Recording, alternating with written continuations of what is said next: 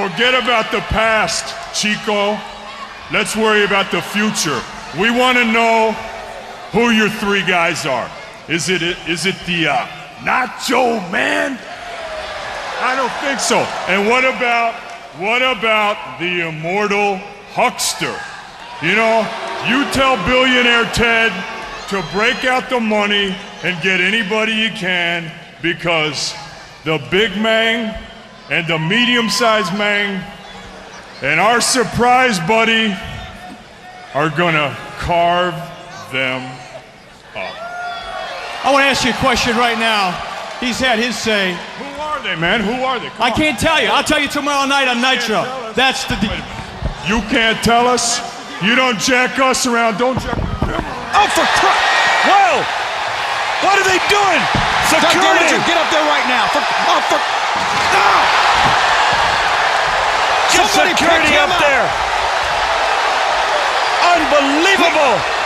Please get him. Unbelievable. This is sick. Yeah, Tony, I got it. Hold on. Where's he at? He's right down below us here. Oh my God.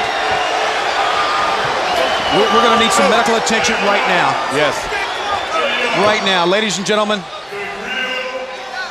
Big boys, they just left the building. Hey, get these guys off here. Cut this thing off. Can we have some medical? This is sick. The PWR presents What If? What if John Cena turned heel? What if China became the first woman world heavyweight champion? What if Owen Hart never passed away? What if Magnum TA never got into a car crash? What if Hulk Hogan stayed with the AWA? What if Shawn Michaels signed with WCW? What if WCW won the Monday Night Wars? What if Vince McMahon's WrestleMania failed? What if...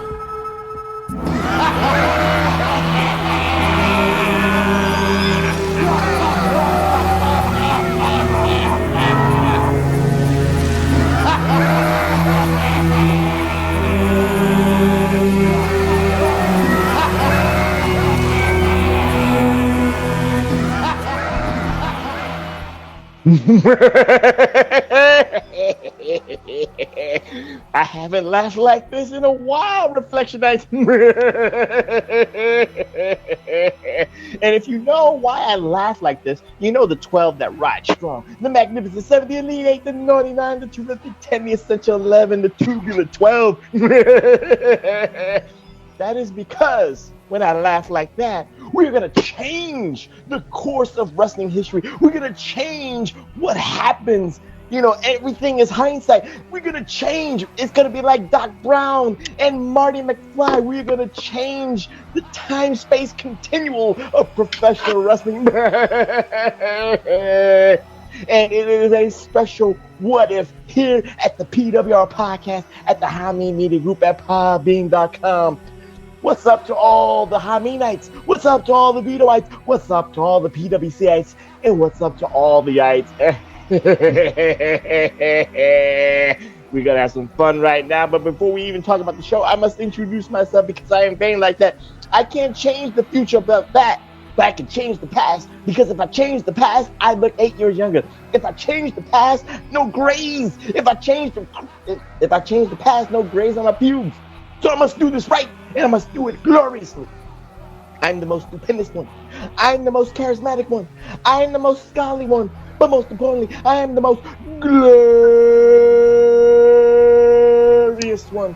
The only objective man in this IWC, YWC, PWC punditry. The only objective man in this political spectrum. Your friend of mine, Professor Chabelle Cruz. And I'm not here alone to change the future. To change the past, to make a different future. No. I am here with my brother from another mother. The conservative, liberal conservative, dum-dum-doo, its own, the iron stomach one, Mr. Wonderful. He is your glossy man right now, wearing the sunglasses. Tommy Wonder, how are you doing, my friend? I'm doing, and listen, you haven't even told him what we're doing together today. Well, we're doing a show together. Well, don't think this is your DMs. But No. you're going to No. be pleasantly surprised by what I brought to the table today. I will. Well, that's already changing the future right now, Reflectionize, because he's brought something to the table. But before we do that, because this will be aired later on in the week, TW, we must, acknowledge some people that passed this past week. One on the wrestling side and one on the entertainment side. So I'm going to start on the wrestling side. If people don't know this gentleman here, this man is the most flamboyant wrestler that ever came out of merry old England. He is the most charismatic wrestler that was inspired by Gorgeous George. The man that actually inspired the adorable one, Adrian Adonis, to go that route. The man that inspired some wrestlers to test the waters, if you will, of androgyny, to test the waters of what to do, what to present themselves in that wrestling ring. Exotic Adrian Street has passed away at the age of 83 years old. Wow, so he was 83? Yeah, he was 83. He was still active on Facebook, man. He'd tear up that angry wrestling vet or whatever. He would tear. I think Adrian Street. I didn't know he passed away, man. You're breaking news to me. He passed away. The last time I saw him on TV was actually WWE's Clash at the Castle. He was invited. He had VIP status and all that stuff. So, and maybe if WrestleMania or WWE was going to do, maybe if AEW's Wembley Stadium show with 80,000 strong, guess who would have been front row? Probably Exotic Adrian Street. So, he at least lived a good life. It's not one of those.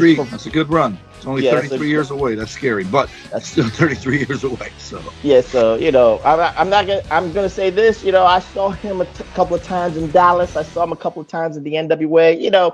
I wasn't technically a fan, TW, but you appreciate the character. You appreciate him. The character was always there. Anything you want to say about Adrian Street or anything? He was, in my memory, he was a consummate heel. He was always the bad guy. He was with Miss Linda, I believe was his wife, his valet. I'm stunned to know he died. I did not know that. And I thought two other people you're going to bring up, but the fact that he made it to 83, I wouldn't have thought he was that old. So, I mean, he definitely must have been in his 40s and the 80s, which I would have never thought. I would have thought he was younger than that when I saw him. And he was a consummate heel, and he sold it all. And I mean, he's a guy who I don't think I ever saw on WWE, yet he's someone everybody knows. So that's a pretty good mark to leave on the wrestling business. And you know what? When you said he was 83, it kind of softened the blow a little bit. Not that I want 83-year-olds to drop dead. There's 9. William Shatner recently was in a picture with Ric Flair and Bret Hart, and I told Travis, Billy looks younger than the rest of those, and he's 90-something. Yeah. So, God bless. 83 is better than the other one that passed away last week, Sinead O'Connor, 56. And I think you're going to bring up the other one next. And the next person, of course, everybody, who was a kid, lived by this guy. Pee-wee's Playhouse, Pee-wee's Big Adventure, Big Top Pee-wee. Everybody, especially when you got 18, 19, 20, 21 years old, when that song, you had to do the Pee-wee dance. So you know what? Rest in peace to Pee-wee Herman, a.k.a. Paul Rumens. First time I actually saw him, TW, was a HBO comedy special. And I remember these impeccable words by, what was his name? It was the genie. I forgot his name. But you know who I'm talking about, the guy that was like green with the greenish face, and he was in the box, and all you saw was his head moving. But I remember that. I don't know his name, but I think it was Shami or something like that. But it doesn't matter. But it was an HBO special, and it was it was adult, not adult oriented, but he made it that a kid could watch an HBO comedy special, and the HBO comedy special. So did Sinbad, right? But he was the first before Sinbad that you could watch an HBO comedy special as a kid, and HBO comedy specials were laced with the 7 deadly words. Right. But the genie with Pee-wee Herman, Mecca like a high, Mecca hiney ho. I remember that very well, and I always kept saying that. So that was the first time you saw Pee-wee. The second time you saw him in that adult movie theater. I remember you being part of that story. But no, I was not there, but I heard about that. But how old he was 60 something. 70. He was battling. He was battling cancer. Brief battle with cancer. I saw that. 70 also a good run. Scary to think that's only 20 years away, but that guy lived a hard life. He did some stuff. So to make it to 70 is pretty good too. I'll be honest with you, man. If you're going to lose the battle to cancer, to me, quicker's better than prolonged. I've watched it happen to multiple people, and it hurts to watch. And so, you know, if it was brief and they kept them comfortable, that's good enough for me, man. Otherwise, you know, you want them to beat it, right? So, but fun fact, Pee Wee Herman's show gave one of the most heralded actors of our time their start. One Cowboy Curtis, Lawrence Fishburne. Yep. Yeah. A lot of people went through that Pee Wee's Playhouse and became either great actors or great producers or whatever the case may be. And Pee Wee Herman, you know where he got his break from? No. Cheech and Chong. Nice. Yeah, he was in the Cheech and Chong movies as like a not a bellman, but he was like a psych ward patient. So you know he played his part too. So you know, rest in heaven with Pee Wee Herman, rest in heaven to Sinead O'Connor, and rest in heaven to Exotic Adrian Street. So you know it's gonna be shown on the weekend. TW, I had to at least say this, or at least man. It. So we always pay our respects to the hall monitor of death. Always pays his respects to the dearly departed. Yes, so with that being said, Reflectionites, now we are going to do a what if, TW. And we haven't done a what if in a long time. So it was apropos because, you know, in the month of July, you know, it's always celebrated. You know, July of 1996. The birth of the New World Order from World Championship Wrestling, the birth of the New World Order from Bash at the Beach. And it was the most, you know, iconic moments in professional wrestling history that Vince McMahon always hates because it didn't happen on his TV. It happened on somebody else's. It now. Well, he owns the rights, but that's neither here nor there. I get where you're going with that. But it was an iconic moment because the stars aligned in 1996 for Eric Bischoff, Reflectionites. You know, Scott Hall jump ship, Kevin Nash jump ship. So all that momentum starting with WCW, you know, and they were pushing to this moment, TW. We already know this. Who was going to be the iconic third man? And in actuality, and you know what? In hindsight, we all should have saw it coming. We all should have seen it come. Oh, what the hell? What the hell, man? You didn't even say anything. I did. I said I brought something to the table, and I thought you meant you brought notes. I thought you meant no. Do you know what this is? Yeah, besides I know. Me looking like this is the NWO box. Everything in here is NWO. Well, Reflectionites. We didn't even time that. Well, Reflectionites. We didn't time it. I just forgot about it. But right. TW, we're gonna close with your pro wrestling crates. NWO. Fair enough. Okay. Thank the Lord Jesus Christ for all the new. And now at least you know off the air I said something to TW. Now I'm guaranteed not to at least be you know shortchanged. But neither here nor there. But TW, we know in hindsight we should all saw it coming. That who was the elusive third member? They were pushing it on Nitro every Monday. They were pushing it on WCW Saturday night. We don't have to go into the hyperboles, but it eventually became Hulk Hogan. But it was apropos to do a what if. So now we're gonna change wrestling history right now, Reflectionites, with this elusive what if, TW, because in actuality we know. Well, maybe we don't know. But what if Hulk Hogan refused to become the original third member of the NWO? And I want to ask you this question in so many different ways. We already know it wouldn't have worked, right? Because we're gonna try to book some substitutes. We're gonna try to make, you know, certain other people the third member and try to make it work. But the first and foremost question, TW, is if it wasn't Hulk Hogan, let's start with this question here. Would wrestling be the mainstream that it was in the late 90s if it wasn't Hulk Hogan as the original third member? Would that wrestling boom happen if it wasn't for Hulk Hogan? If Hulk Hogan said, that doesn't work for me, brother. What say you, TW, about that? What if right there? The short answer is no, because I think the novelty of it all was to see the guy who for the last 15 years has told people to say their prayers, eat their vitamins, and drink their milk. So to see him as a bad guy, who else? I mean, everyone else had been bad, good, except for one other guy, which was the backup. But I don't think it would have worked with him for many reasons. But Hogan turning bad guy. But like you said, it was everything was lightning in a bottle. Everything happened at once. I think it benefited them that Hall could be there first. And then he introduced Kevin Nash second. So that made it look like he was bringing people from somewhere else. So you had the idea that he was bringing another person, and we're like, who's the other guy that's leaving? Like, nobody knew who the other guy that was leaving was, because we knew Hall and Nash were out. It was the worst kept secret in wrestling. And so you kind of knew those guys were coming. You just didn't know how. And the way they came in, I don't know whose idea it was. I don't know who booked it that way, but it was all done perfectly. So the third guy, most people thought was going to be another guy defecting. So when it was Hogan, you're kind of like shocked because A, he was already there, and B, it's Hogan. You're like, holy hell, he just turned his back on the kids. Like, it would be like Cena turning heel 10 years ago. Right. So that's the thing. It's like, I'll say this.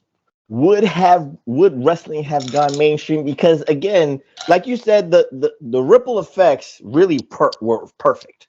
Hall came in, Nash comes in, and of course, with the third member reflection, that's of course, who it is. Because I was, on the Slammers, I was listening to the ECW hotlines a little bit, and they kind of they kept that kind of to the vest as best as they could, because you did not know. So I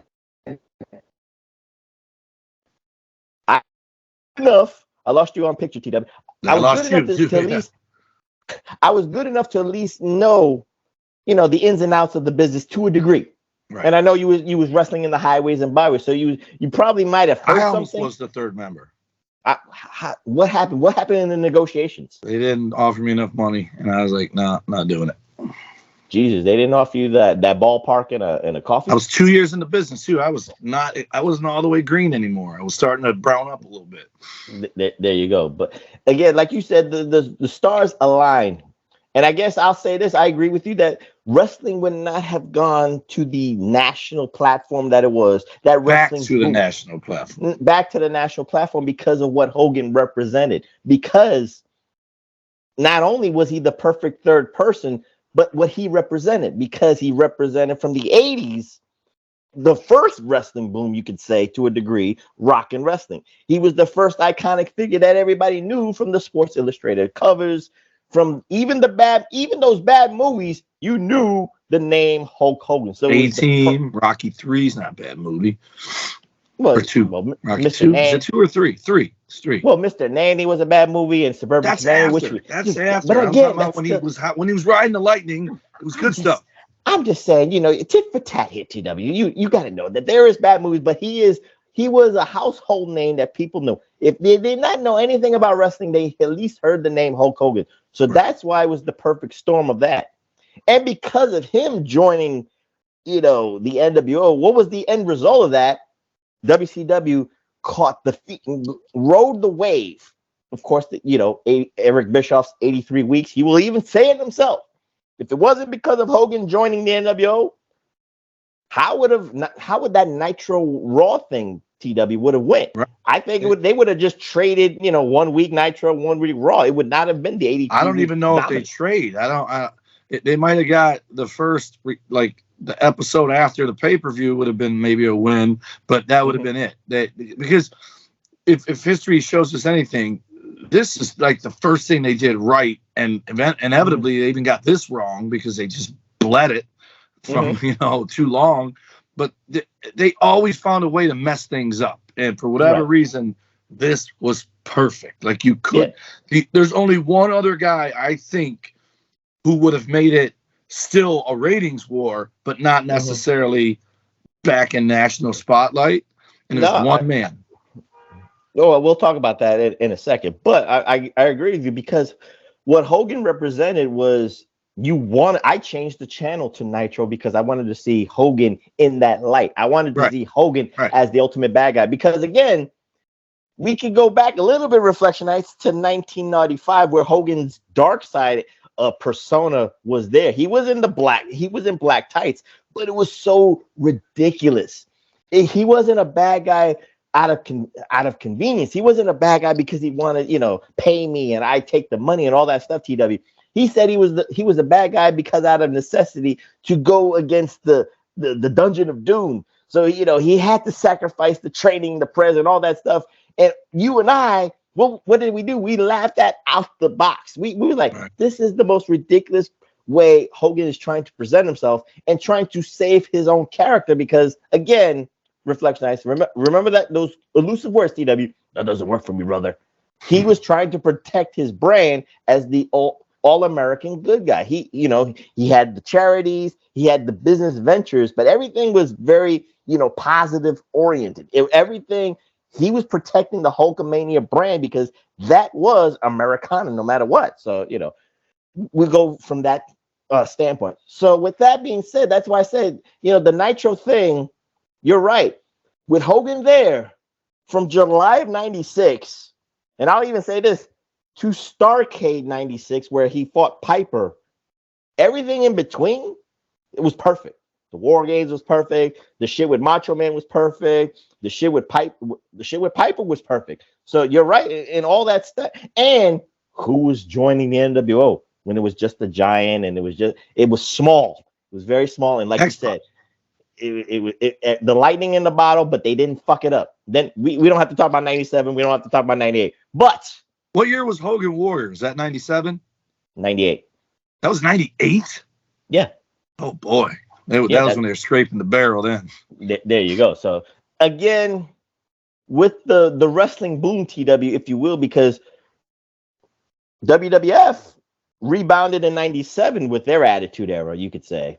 WWF, with the DXs, but it took someone like Hulk Hogan being that original third member. So I don't know if I can't say that Vince McMahon and Vince Russo would not have been motivated to create DX or motivated to, Austin 316. It's all there. But I'm just saying, like, for the national platform, the wrestling boom of the Monday Night Wars, I can't even predict. I still believe it would be like Nitro wins 3 weeks in a row, Raw wins 1. Nitro wins maybe 2 weeks in a row, Raw wins 1. Nitro wins 4 weeks in a row, maybe Raw wins 2. So that's why I would say it would be almost a push. WCW would be on top a little bit more because they would have more numbers. It would be like a best of 7 series. They win like four games to 2. You know what I mean, TW? So it would be like competitive. But it would all depend on who the third person was. It's not necessarily a given. There you go. So now, Reflection Nights. With that being said, TW, we're going to try to see if we can change wrestling history either for the better or it will be a push, TW, because I can't say we're going to change it for the worse. So with that being said, should we start with the most, obvious choice or should we save him for last? Because I think I want to start with the guy who's the backup. Yeah, might as well start with him. Everyone knows he was the backup. We might as well start with him. If it wasn't gonna be Hulk Hogan, Reflection Nights, the obvious backup choice would have been the man called Sting, TW. So that's what Eric Bischoff's plan B was all along. We've heard the interviews, the kayfabe commentaries from Hall and Nash, and even Hogan himself, that when they heard the name Sting, they even said, I don't even think it would work. I don't think it would have had the, it would have had the legs to go on for the years that it did with the original 3 and that concept. So let's talk about Sting and what he represented if he would become the original third member, Reflection Nights. Sting was WCW through and through. He was the man that was absorbed from UWF. So he has a track record that's in common with The Undertaker as far as loyalty to a brand for amount of years. So in hindsight, TW, the Sting betraying WCW to join the NWO makes all the sense in the world if he felt slighted, if he felt cheated, if he felt like he was getting a raw deal from WCW management.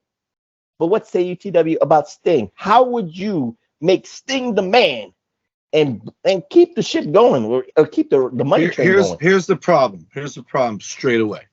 Okay. So the NWO was almost Four Horsemen like with their antics. They were living the high life, right?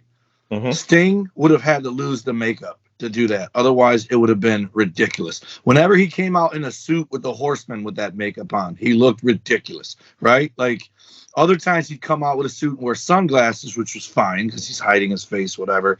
But here's the problem. Here's the risk you run if it's Sting. The fans already kind of didn't like Hulk Hogan because he was from the North, right? Mm-hmm. He was forced down their throat. He was that whole Roman Reigns, Rocky Maivia before those guys were making fans mad. So people didn't trust Hogan. They didn't know why he was there. Like, it's still real to them, damn it. Sting turning on them, which I would assume would have been Hogan and Macho Man in the ring with their faces painted, waiting for the third guy to come out, right? Okay. And so Hogan and Macho versus Hall and Nash would have been perfect because it would have been 80s WWE versus the 90s powers. WWE in WCW. Like, we got this ultimate generational gap throwing down here instead of there. So that would have been perfect. But the risk of Sting being the guy to turn on WCW is everybody in that building threw shit in the ring at Hogan, who they already kind of didn't like. They would have stopped watching wrestling. Some of them heartfelt dudes. If Sting would have been the one turning their back on WCW, people would have stopped watching. They would have felt personally betrayed. It wouldn't have been shit thrown in the ring. It would have been people getting up and walking out, never coming back, to me, because of the passion down there. I actually might push back because I got to go with what I saw, because what Sting became, right? Again, But he wouldn't have ended up doing that. No. Let me just say this. Again, I get what you're saying with, in certain instances of the Four Horsemen, analogies. Right. They didn't do it right. You got it. In 1990, when he joined the Horsemen, again, it was just more of a setup for a pay-per-view match. So we could see that one coming. But with the group atmosphere, Sting could join something. I could see Sting being the original third member. I could see Sting being more refined as the businessman without face paint. Right. That's what I mean. If he lost the face paint, yeah, for sure. Right. Because just as, like you said, Hogan, people were dismissive about Hulk Hogan and Hulkamania. I was dismissive. You was dismissive. He found you. That's okay. I got a great lawyer. But anyway, you and I were both dismissive about Hulkamania because we grew up. I'm already close to my 20s. You're already in your 20s. So Hulkamania, the training, saying your prayers, eating your vitamins, it doesn't mesh with us. It didn't even mesh with the next generation of kids because they wanted something more cooler and more hip and all that stuff. Yeah. So the outsiders were hip, even for the kids, because that was cool for the way Kevin Nash and Scott Hall presented themselves. Sting joining the NWO, you have to be honest, TW. You did not hear a big pop in 1996. I don't care what you said. I could go back to the Nitros. I could go back to the pay-per-views. The song sucked. Sting? Yes. The pops were less. Now, I'm not saying that people were booing him out the building. I'm just saying the pops were less. When he turned into the Crow Sting, that's when people were intrigued. That's when they were invested. But he would have never have done that because that was a byproduct of the NWO to be anti-NWO. But I'm saying it's a different look for Sting. Being in the NWO, being maybe the businessman, being something where he could be more serious. I think for the wrestling bubble, I'm not talking about mainstream right now, TW. For the wrestling bubble, that would have been a shot in the arm that Sting needed. Reinvigorating, reinventing him. And probably, I'll say this, Reflection Nights and TW, you can retort back. He could be the original third member, and you could have had that run towards, Starrcade 96, and maybe Sting being the leader. He could lose to somebody like maybe Macho Man. He could lose to somebody like Hogan or something like that. Luger. I don't know about Luger. I wouldn't. Well, either way. But let's say he goes to 96. He loses to somebody representing the WCW banner.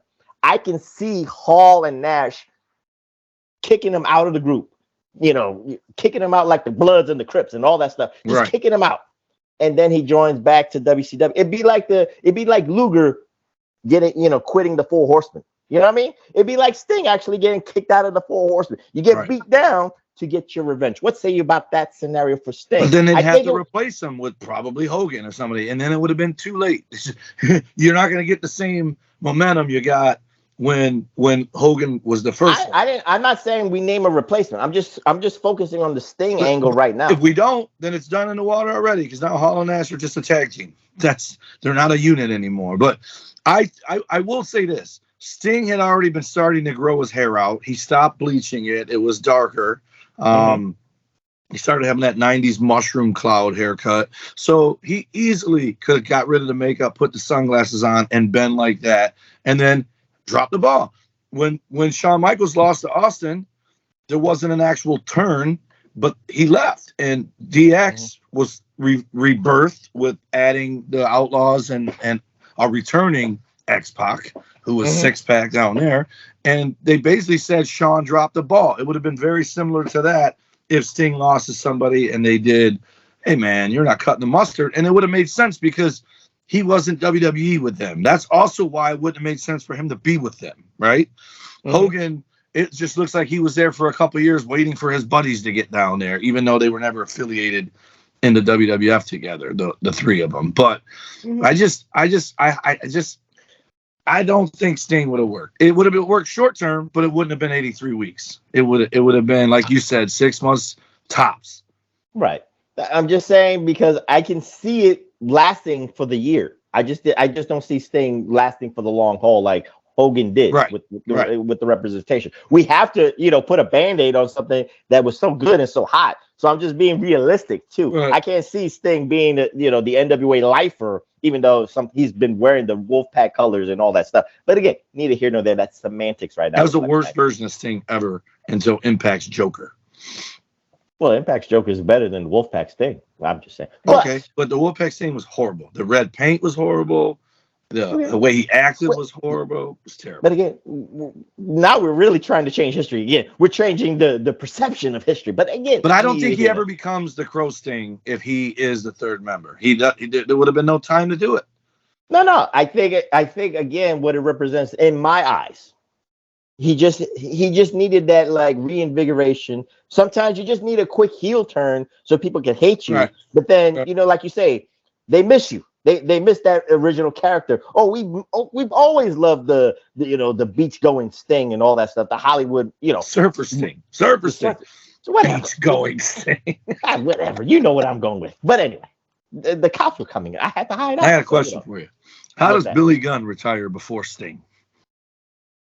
Who says he retired? That could be an angle. It could be, yeah. Yeah.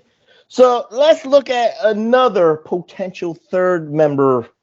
And I have to go with the obvious of the outsider, like you're trying to talk about TW, and that would be the Macho Man Randy Savage. Everything that Hogan was as the ultimate insider within WCW actually would make sense for the Macho Man Randy Savage to be that original, to at least have the mantle of the original third member, because again, he's from WWF.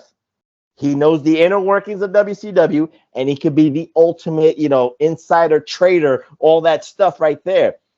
Now, again, I think another issue, I don't think it's an issue. I think it's, again, another thing that you and I notice is, again, the character. Macho Man's character never was stale. I think everybody cheers for Macho Man. The pop is there. So I think maybe it would work again. I think his run in comparison to Sting, like I said, it probably wouldn't work until Starrcade 96. I think Macho Man could lead a little bit into 1997, maybe the Bash, like another year of the Bash, because Macho Man represents everything that, about being anti-WCW. He could be everything anti-WCW.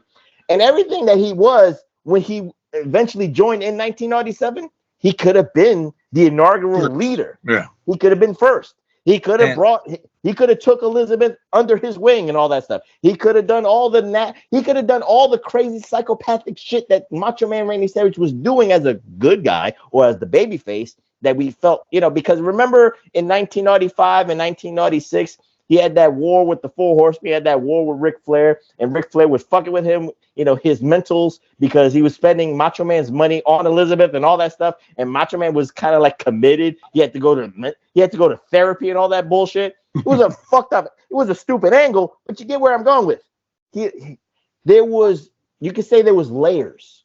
There was Easter eggs that he can go crazy. He can go psychotic. Now he has a reason to join the NWO to get revenge on Ric Flair, to get revenge on Hulk Hogan, because Hulk Hogan has mistreated him and abused him and all that stuff. So it was more apropos for Macho Man to really betray WCW, to really betray Sting, Luger, or even, like you said, the Mega Powers, But maybe, I guess the negative side is, I think we would have expected it. It had to be Macho Man if he's going to betray and that's Hulk Hogan. what I was going to say. Hogan was really nowhere near this angle. He was not part of it. That's why when he came out, he was not on TV for weeks. Right. So he either was the replacement for Luger or he was the third member. You don't know until he drops Macho Man, which is why it works, because their past was Macho Man turning on Hogan, not the other way around. So it's like Wyndham Luger, right? Just 10 years apart. Luger turning on Wyndham and then Wyndham turning on Luger the other way around. But I think you have to keep Hogan away from it at first. Otherwise, you're just reinventing the wheel by having Macho Man turn on Hulk Hogan again in WCW, which the angle you just said, Macho Man and Flair's angle, felt like an attempt to recreate the WWE feud that they had with involving Elizabeth and all that. So they always look like they're just out of their own ideas and making remakes, like they're the new Hollywood, right? They don't have their own story. Wrestling is always about the remix. No, I know that, but I'm saying when you have WWE guys and there's a million guys Macho Man could have been fighting down there that he never fought, but you put them right with Flair, and it looks like you're just trying to do what they did in WWF, and then sending with Hogan and Macho Man if they're feuding, you're doing the same thing. But I think Macho Man as the leader, I don't think psychotic Macho Man is the leader. Hall or Nash would have been the leader if he's psychotic. I think Macho Man, 87, 86 Intercontinental Champion Macho Man, that cocky, that Macho Man would have worked. That he would have been awesome. And you could do the same thing to him that you do to Sting. Wait, but he loses the belt. Let me ask you this question. Wouldn't the 90s, let's say the 96 Macho Man turning, heel and joining the NWO as the original three, it would have been, with Hogan, again, Hall and Nash said, you're the guy, you're the leader, you're the figurehead. There's no debating about that. But with Macho Man, you couldn't have, let's say, accepted the collective, if you will, the three-headed monster. But you're still going to have Hall and Nash as the outsiders. They're still going to do the tag team stuff. So that's what I mean. He's going to be the singles guy. I don't necessarily know that he's the leader, but he's the solo guy, and he's the guy that's going to go after the WCW title, and Macho Man will be the figurehead for that. You have Hall and Nash win the tag belts almost immediately, and then you have the big match set up either at Starrcade or at the next Bash, right? If you want to drag it out for a year, and you have Macho Man fail to bring the world title in, they chop him off at the legs, kick him out, add a third member who could be another guy coming in from WWE, because they did that. 3 years. If you left WWE, you went straight to the NWO. So that is true. You could have. Then this guy would have been the guy who finally wins the belt for him, and then you could keep it going, even if it was Sting. But now that I thought. But then that would have. But then I would say this that would have made the image of the NWO very discombobulated, very disorganized. It would have made him not look loyal. Not only not look loyal, just make him look really redundant and stupid. Like, again, it's just like, okay, you coming in. You're not... We tried you. You're out of here. You've been WCWized. We don't want you. We want someone who's not WCWized. Again, I think Sting, what we're saying would work. I think Macho Man can actually hold it in. I look at it differently. I just look at Macho Man. Well, I think Macho Man has the same qualities that Hogan doing it is. A former WWE guy. It made more sense than Sting doing it. Right. I think Sting looks like he's sleeping with the enemy instead of joining his brothers, from up north. So because Macho Man doing it, like you said, if it was the Mega Powers against the Outsiders and he did that to Hogan, we would have. I think he would have got a standing ovation. I don't think no one was throwing shit at Macho Man. They would have been baby faces, right? They would all been baby faces, and then we really would have been. Four Horsemen would have been stuck. Dungeon of Doom would have been stuck. I think everybody would have been cheering for Macho Man, Hall, and Nash as the original three to really go into it. I'm not saying that reflections. I'm not changing history here. Well, I am, but I'm not denying what Hogan, Hall, and Nash. They were getting cheered too, but it was more of a cool factor. I think they would have just been that baby face. Not only would have been stop leaving this guy out, man. There's 4 of them. There's original OGs or 4 deep. Well, he would have been the guy going after the cruiserweight title. You said everybody has a purpose. We're not changing. I'm not talking about everything after that. I'm just talking about the original 3. I know they're the original 3 on that night, but X-Pac wasn't far after that, is what I'm saying. Yeah, he was there. But he couldn't have been the 3rd guy. You had to wait on him. Everything has, again, there's variables, TW. But we're talking about the original 3 and the impact of a different original 3, what it would have been to the legacy of the NWO. That's the hard thing. Again, Sting being in the original 3, you got X-Pac coming in, so then you can actually understand that the Wolf Pack or a pack of wolves taking out Sting in case he didn't do what, he didn't get the job done in Starrcade 96. The Wolf Pack then could take out Macho Man in mid 97, maybe the year after the creation of the NWO, like a year anniversary thing. And then you could go a different direction. I'm just saying you could do that too. So now let's look at the 3rd member, and I actually could book this one actually easy, and that would be the total package Lex Luger. So TW, follow me here. I'm not saying that this would work long term. I'm just saying this would actually work at Bash at the Beach because they already did it. So you remember the spot where Lex Luger got hurt at the corner, right? With Nash and Hall and all. I think it was Sting. Sting did the Stinger Splash, and then Luger went out on the stretcher. He would have came back with the neck brace, doing all the, trying to show that he's pro WCW for the crowd and all that stuff. Still don't know the 3rd member, right? Right. So with all that being said, and everybody's down, now you got Luger takes off his neck brace, you could say, right? Flexes a little bit. It has to be Sting though. Sting is wobbly. Sees his friend coming up, and Luger either clotheslines them or does the torture rack. What say you about Lex drivers? You got to hit him with the pile driver. There ain't no Harley race there, man. We got to do the symbolic move. Well, if you put him in a torch rack, you trying to tap him out, and he's your teammate. Hogan hit the leg drop. That was it. If Luger hits the pile driver, Sting's done. But there's no referee. There's no pin right now. The referee is down. Luger works for many reasons. One, because everyone expects him to be turning bad guy. They already don't trust the guy.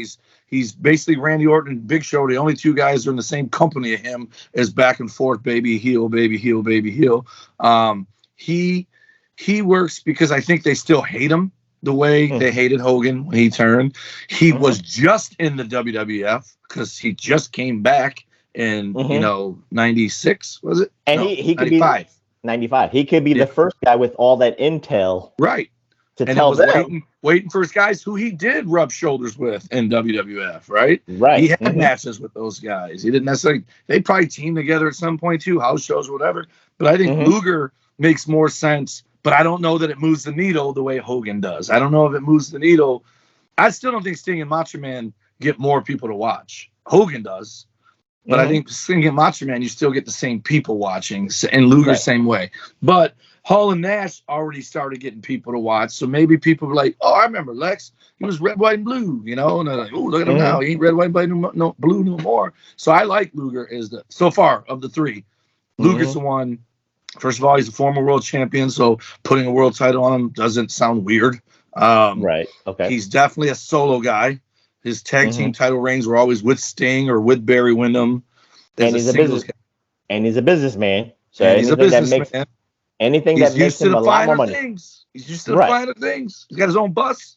And I think, again, with it being, yeah, it is. But and with that being said, like I said, within the match, the spot already happened. Yeah. So he can rest for a couple of minutes and then come back with the neck brace. Like the hero coming out to continue, and everyone thinks he's hurt. And the only problem I have with that is is he already laid hands on Hall and Nash. And you already know I hate when guys put their hands on the guy that they're already turning. That he laid hands on Tully and Arn before he joined the Four Horsemen fully. We did the show. Right, but because he was pissed at Barry.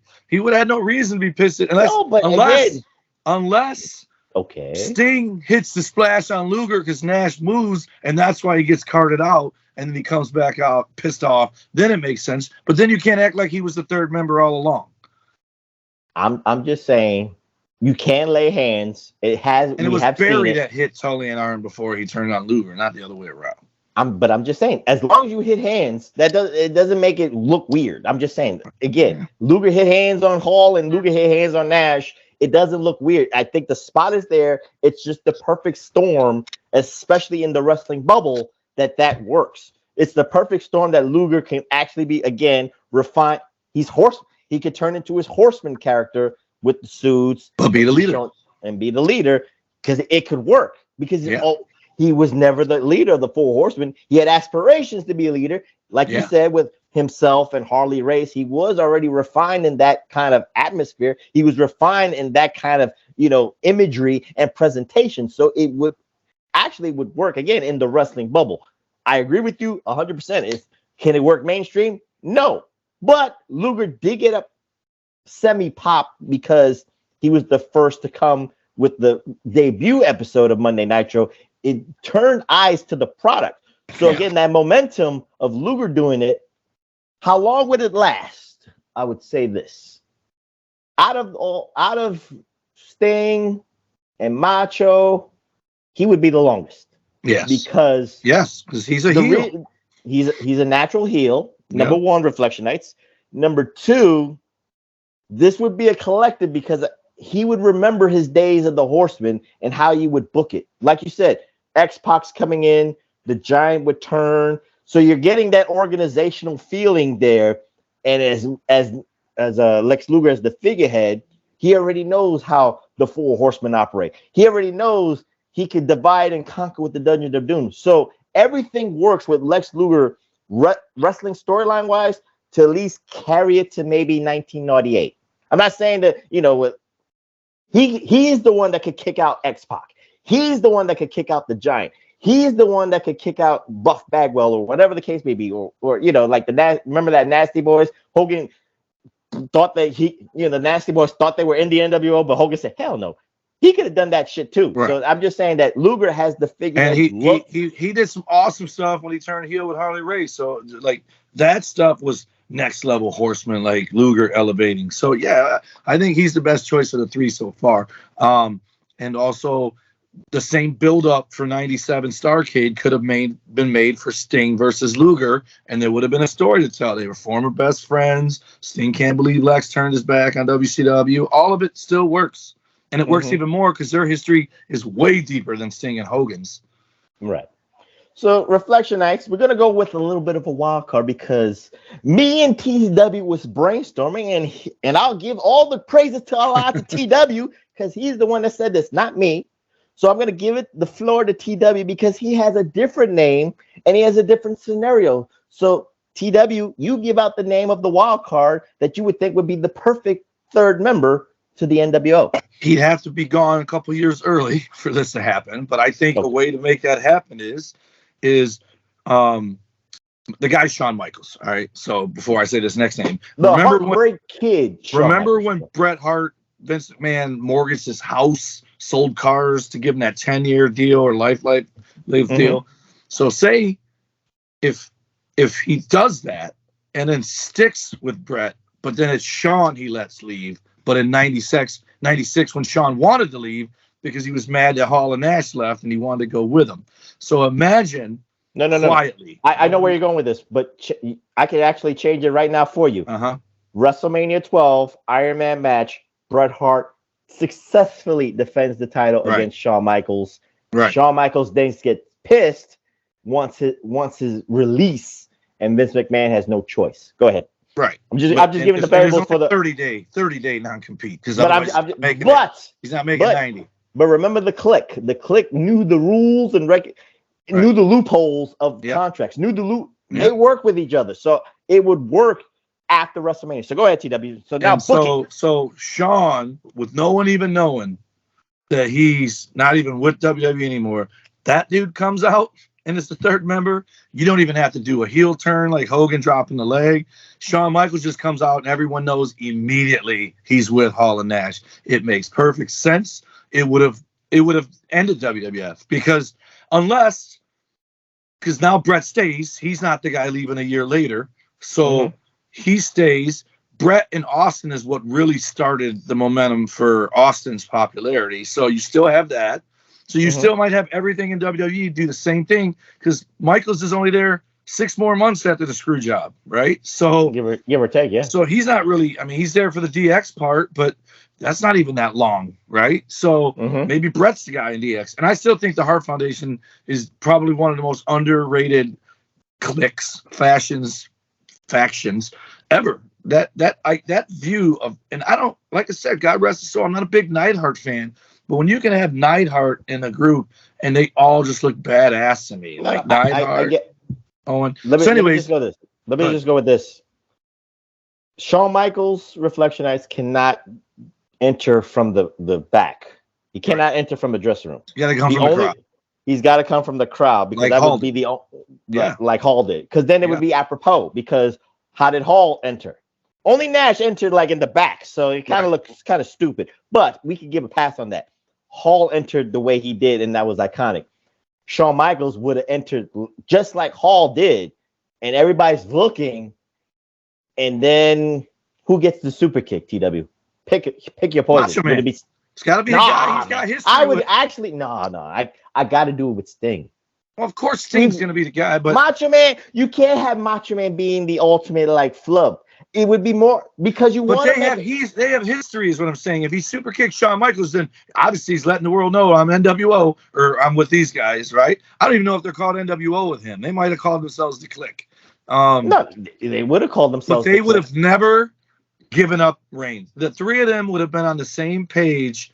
You never would have had all the fuck ups that they had. You would have had a different Four Horsemen. It would have been Michaels, X-Pac, Hall, and Nash. Yep. They would not have wanted anybody else. They would have been inseparable, unbreakable, and most of all, believable. And I think people in WCW legit would have hated them because they would have been assholes about it. Like I don't know how cool they were with the boys in the back, but it translated like everyone hated them for real. I can tell you that. That's what it looked like on my TV. Well, it translated, especially on the WWF side, TW. You have to remember the Bone Street crew was created because to defer to the Clique, against the Clique, because that was the Undertaker, Yokozuna, Savio Vega, and stuff like that. So again, cliques, you already have the Four Horsemen, but it would actually work again. Michaels comes through the crowd. He's got a super. The reason I say he has to super kick Sting, he's the figurehead. I get it. He's the figurehead, and that's the statement you need. That's a pay-per-view statement. And it's a big moment. That's Shawn Michaels just super kick Sting. That would be the only thing better would be Undertaker. Yeah, it would be, but Undertaker's not going to defect. So you're changing the what if here, but I'm saying Sting and Undertaker. That's what everybody wanted, never got. It would have been. I get you. I'm just saying that Sting would have been the perfect guy for Shawn Michaels to super kick because it would have sent a perfect message. It would have been a perfect ending to the pay-per-view, and of course you've got Mean Gene and the Clique all together. And I would say this: all three of them would talk with Mean Gene. Because then now it's not about who they would say Shawn Michaels is the leader. But again, in our heads and in our minds right now, because we're getting into the business side of it, I'm getting into the business side. I'm looking at it on my TV. I'm saying that's a three-headed monster. That's a collective right now. The only one that we would say is a gopher or that would take the job is X-Pac. He's got to. So someone's got to be the flub. Six-pack. I know. I'm just saying. So I think that would take eyeballs off of WWE. So that's why I think it still would have made the 83 weeks happen. I just don't think it ends. What do you mean? Because I think Shawn, Nash, and Hall have this natural chemistry. And inevitably, Triple H is coming. He ain't re-signing unless he's married Stephanie already. He's coming. Ooh, you really think so they would have it would have been a legit clique of people from up north coming down to take over, and it would have been heat. It would have been there would only be 2 other people to bring in. That'd have been Triple H, and because the Outlaws was part of PJ. Triple H, right? Yeah, and that's what I'm gonna say. PJ Walker or Just Incredible. They would have been. They would have been that's the original. They would have never had no Scott Nortons or Virgils or DiBiase's. That's when it got stupid. They would have protected it, if you will. That's what I mean by that. Whereas Hall and Nash and Hogan, pin me, pay me, they didn't care. Shawn, Hall, and Nash would have cared. They would have at least tried to preserve it so Triple H could get there. They would have tried to preserve it, as long as they could to keep making money. They wouldn't have made the same mistakes, I think, if they were looking out for the click, not the check. They would have booked themselves along with Eric Bischoff. I think Eric Bischoff has to join. He has to join. Yeah. He has to join as kind of like a J.J. Dillon kind of representation, whatever the case may be. But it wouldn't have been booked like a different entity like he wanted to create with the NWO. He would have booked it like, that's my 4 horsemen. Right. That's my 4 guys, or that's my core group. And we can run Rush Out. We could do the, like the Horseman Dynasty era. Shawn Michaels is the WCW champion. Who would be the U.S. champion? X-Pac. It'd be Hunter. Nah. I actually would think it would be. I think Nash would be the U.S. champ, and I think Hall and Pac would be the tag team champ. Yeah. I think that would work because Hall and Pac was a tag team in WWE, so it would be apropos to keep that train going. So Nash was already being groomed to be the next, the leader of the new generation. So you would have that. You could actually they could do the finger poke of doom, and it would work in WCW, not like it did. And people would have believed it. They would have thought it was Buddy putting over Buddy. Right. So things like that, Reflection Nights would work. And I think TW gets the prize because that's the only one that probably would, again, I would agree wholeheartedly. It might not be 83 weeks. I go with 70. I think it would last a little bit shorter, but it would be more dominant. Triple H over 83 if they added I don't know that PJ Walker matters. I know he's one of their boys, but you get those 4. Well, just like NWO needed Vincent to take the rub, you could say, and take the bumps, PJ Walker would do his job. Right. But with that, the sacrifice would be Just Incredible would never be born, and Just Incredible would never have a rep. Is that after that? Yeah, that's after that. Oh wow! Just Incredible did not in ECW already. Just Incredible did not become a thing until 1997. He was still PJ Walker. He was still Aldo Montoya in 1995 and 1996, respectively. So, again, if he would have went with his boys, he would have to take the Virgil role. No doubt about it. So then, that's the hierarchy. That's the way I would see it. So before we close Reflection, that's because there's really nobody. There's one other guy. It's the other side of the Iron Man match. Is that Brett didn't resign, and he was the guy. You want to go there? I actually did not think about it. Go ahead, TW. But I'm just saying, if Brett went there instead of then WrestleMania 12, Shawn Michaels is the leader of the new generation of WWF, and Bret Hart refuses to take the 20-year deal and that albatross of a deal. He takes the money 1 year earlier. Ooh.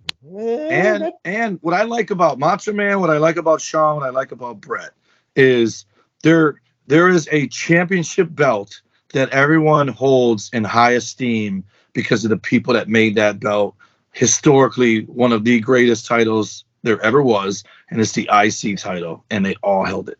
They're in that group of people that are, I don't know that Kevin Nash was considered a great Intercontinental Champion, but he held it. And he's rubbed with Shawn Michaels as his bodyguard. He fought with with Scott Hall over the world title, probably over the IC title too. I think I've seen them have matches for that. So I think it gives them all. I think this is what killed the NWO is when you add. No, I'm not trying to dog on Scott Norton, but why? Why Scott Norton and NWO? I know. Why Scott Norton? Why Buff Bagwell? Why Conan? Why all these guys? Right. And I know why. Because they were trying to make a separate entity. So it was NWO versus WCW. So you needed bodies. But there were better guys to do it with, right? By the time you put Hogan or Luger and Steiner in there, it's too late. It's already watered down. It's already been garbage. Big Show's garbage adding to it. I get you. But the problem I had with Bret Hart, just because everything you said about Shawn Michaels was so perfect about it being the click. It was so perfect about it being Shawn the would be the best. I'm not saying Bret would work. I'm just saying he could be the guy, and he'd fit the timeline for him to be the one to go after Mania. He would fit a timeline, but again, I don't think he would. They wouldn't have been friends. Right. I think even that would be internal strifes, even though they're doing it for the money. I don't think it would last. I really don't think it would last. I don't either. But I'm saying Bret would regret going to WCW sooner is the only thing that would have happened. How would you bring him in? What would you have him do? He comes out, looks at Macho Man, looks at Sting, turns to Hall and Nash, and then does like a undercut nut shot from standing in front of Sting or Macho Man. Would he come from the crowd or come? Nah, I think he could come from the dressing room because then that would be kind of like and everyone would be like, "What the hell is he doing here? Is he the third member? No way!" And then he could get in there, look at Sting and Macho Man, and everyone's like, "Oh, he's with the NWO," and then turn around and look at Hall and Nash like, he's fighting them. No, like he's fighting them, but then does the reverse kick to someone's dick who walks up behind him. And then does the Too Sweet, whatever. But Michaels is the best one of all of them to do it, and the one I think would have had legs. And he's not getting kicked out. They're riding the lightning. It's either sink or swim with those four. Yeah, I think you're right. I think that it would be Full Horseman-esque. It wouldn't be called the NWO. It would be DX. It would have been a better I don't think it would be DX. I think it would just be like you said. It would be the Click. They would. Yeah. I think that's they what would. DX was. No. I'm just saying. For them, as businessmen, they would have been trademarking it. They would have put the IPs. They're sound businessmen. You cannot deny that. Triple H and Stephanie McMahon's kids from existing if it would have been Shawn Michaels, because Triple H is coming. He's right out the door afterwards. Matter of fact, they'd probably fire him anyway because of the curtain call instead of abusing. Or because Shawn Michaels leaves, then the next man up mentality, and Triple H gets the reins maybe a little bit sooner. Maybe he would become the heavyweight champion in 96 or 90, not 1997. He does the screw job, and then Bret goes anyway. Maybe I cannot deny that kind of philosophy reflection. That's a good substitute name. You know what? I want to do a curveball too, because in essence, where did Eric Bischoff get this idea from? Of course, Japan. So. I don't know I think again, this is not about it's gonna make it mainstream. It's gonna just infect the wrestling bubble. The wrestling bubble would have went crazy, and the only one that would make sense would be the Great Muta, because again, the reputation. That's why you got Hall and Nash. Yeah, but Muta, again, it's that cross promotion. TW. That's why I'm doing it, because Muta is already a member of the NWO in Japan. So it makes all the sense in the world for Muta to be that third member to come into America. He already has the reputation in America. He already has the WCW fans in the palm of his hands, because every time he comes out, it's an awe. It's an aura and all that stuff. And again, he wouldn't, like you said, there's so many people that's coming in from the NWO. When Muta came in, like in 1997, it was an afterthought. A third member, TW, has to have some kind of legs, has to have some kind of, street cred. Muta makes all the sense in the world because of what Eric Bischoff is doing and trying to establish that relationship. Muta coming in and being that third figurehead makes, Bill Apter is creaming in his pants. Oh my God, I got to write this on the Pro Wrestling Illustrated. The wrestling magazines in Japan that would already go international. Maybe even, I say this, TW, if it was Muta, business-wise for WCW, I bet you one of their pay-per-views would not have been in America. It would have been in Tokyo. Because I just don't think he would have made any WWE fans switch, because it would have already been WCW fans who liked them. But again, I would still watch it. I just wouldn't, I wasn't obviously watching wrestling like I was before all this, but no. I get you, but you understand where I'm going with this, because again, I'm a Muta fan, just so you know. I'm a Muta fan too. I'm just saying, like, if you put Muta in there in the Bash of '96, comes from the dressing room and all that stuff, because again, he was a WCW guy. So he's just there. He's there, so people don't know what he's gonna do. Right. He makes his own rules and all that stuff. The reason I'm saying that business-wise, I think for Eric Bischoff always wanted to make the appearance of WCW so mainstream and so hot. You know, he did a pay-per-view in the Ozarks. He did a pay-per-view on the beach. He wanted to have that kind of clout. He could have Starrcade. He could have had the Tokyo Dome before, you know, people were talking about the Tokyo Dome in 1996. That's all I'm just trying to say. Again, would I have woken up at 3 a.m. to watch Starrcade 96? No, yep. I would have waited. Yep. I would have just waited and bought the pay-per-view, you know, the day later and all that stuff. Again, there's no Twitter, there's no Facebook, there's no if you was gonna, I'm not spending $4.99 a minute to get results of Starrcade from the Tokyo Dome. I would buy a pay-per-view. What say you, TW, about that? You would have stayed out of the bubble and then watched it without knowing. Right. Yeah. Right. Muda and Hall and Nash just don't seem like a marriage made in heaven. That's all. I understand your every logic. You know, like it makes it international. It makes it affiliated with the Japanese NWO. Because I still have never seen 1 second of the Japanese NWO footage at all. To the point where I'm like, is this real? Did they really take the name from the NWO from Japan? Because there's so many there's so many factions in Japan with American names, except for the one, Los Ingobernables. Yeah, that one is a Mexican name, but all the other ones, the Bullet Club, there's 2 other ones over there. I can't remember the names of them, but I hear remember the NWO faction was the high point in the 90s for New Japan. So that's why I said that international flavor, that crossover expansion. Did they get heat for using the NWO name? No, there was a partnership. It was a partnership between Bischoff and Sonny Ono, because Sonny Ono was the representative from New Japan Pro Wrestling. So that's why I say it would work. It could have been Ernest the Cat Miller. Could have been in there. Hell no! Don't defile it. Don't defile our booking status. So right. In closing, Reflection Nights, you and I agree. No, I'm gonna get to you. You said in closing, people are gonna suck off. I'm trying to put a bow on this, then I'm gonna pivot to you. So in closing, Reflection Nights, TW, you will agree to this. It has to be Hogan.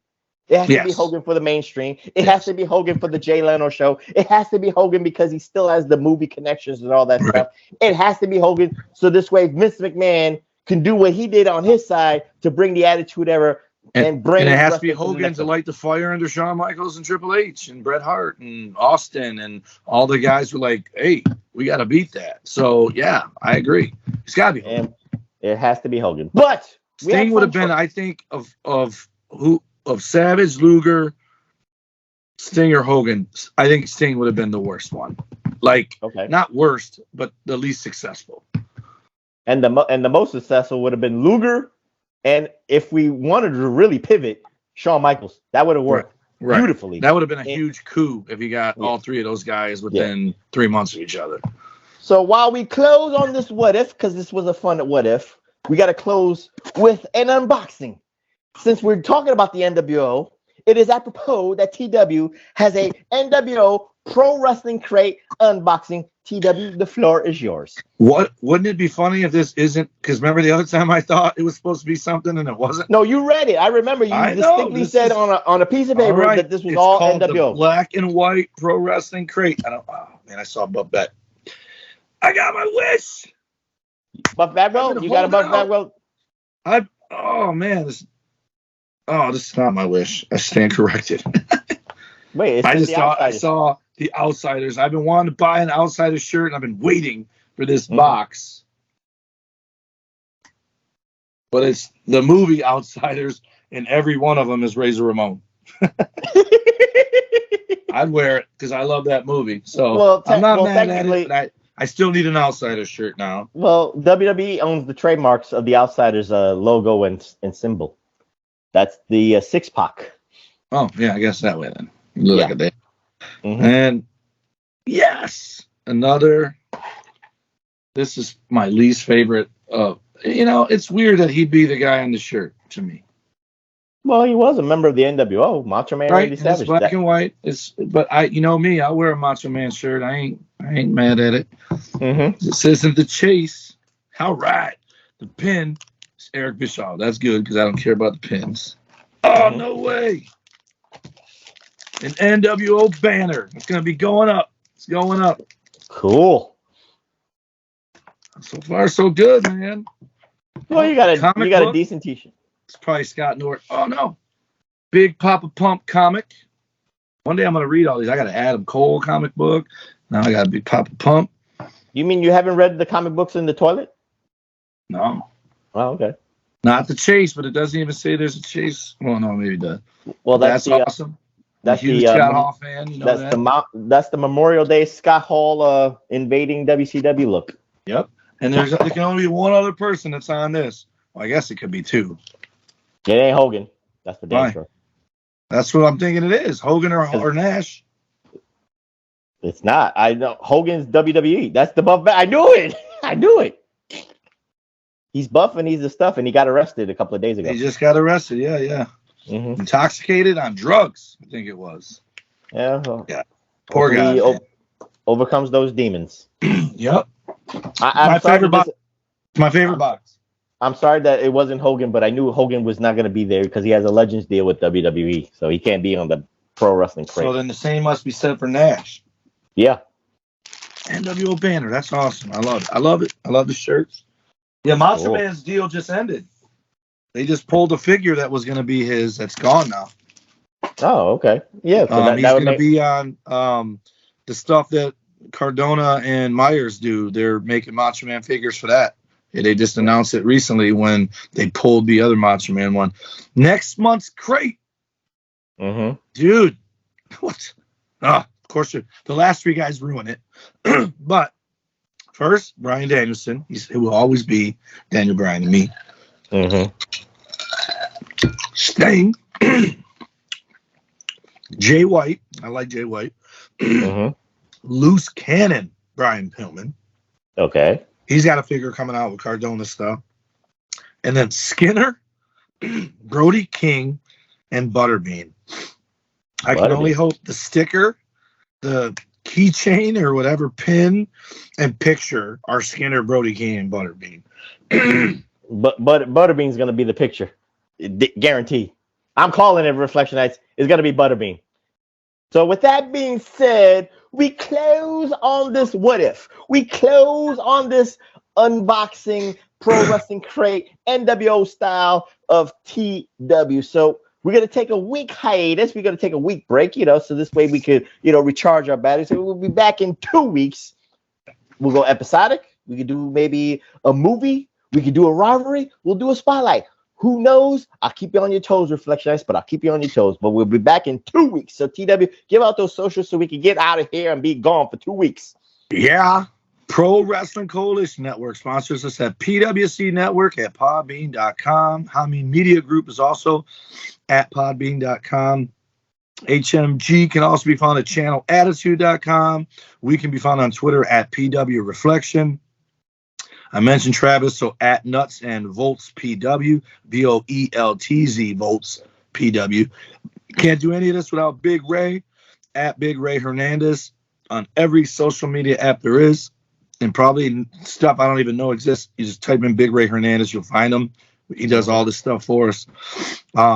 My nice guy Twitter and my Instagram are at TommyWonder19. Snapchat's number Wonder. Facebook.com/Tommy Wonder. My not so nice guy Twitter is Tommy Wonder 19. My nice guy one is at the Tommy Wonder, which is also my TikTok. And then Big Vito and Noel can be found at bigvitobrand.wixsite.com, patreon.com/the Big Vito Brand. And you can watch the early release of the Reflection video at twitch.tv/the Big Vito Brand. And also, you can watch the early release on Big Ray's Twitter handle, or Xer, at Big Ray Hernandez. So just put is that that what it's in called now? Is Xer, not Twitter? No, everybody, I'm just calling it Xer because why are we going to call it Twitter? It's an X. It's just this. We have to call it the Xer, but neither here nor there. So you can find me on my Xer at PWHustlePROF, and the cops are coming. That's PWHustleProf. Follow my brothers in arms, the PW Hustle group. You can follow Billy Ray Valentine at Obi-Wan You Know Me, and of course the king of the reactions, 8-Track Brown at the number 8, TRAC Brown, and he's a slow motherfucker, so hopefully he will upload this for the YouTubeites out there. So come on, 8-Track, get your ass going, man. Upload the goddamn. See, I'm gonna call the cops on you. That's what it is. I'm gonna call the cops on you if you don't upload my shit. But neither here nor there. So again, we're gonna be off for 2 weeks. We'll be back. Maybe what if? Maybe another what if? Maybe a movie. Maybe a rivalry. Maybe a spotlight, or maybe episodic. But I'll keep you on your toes. And with that being said, I'm the professor. That's the original third member that did not take the money deal. I'm gonna be at SummerSlam the night before this airs.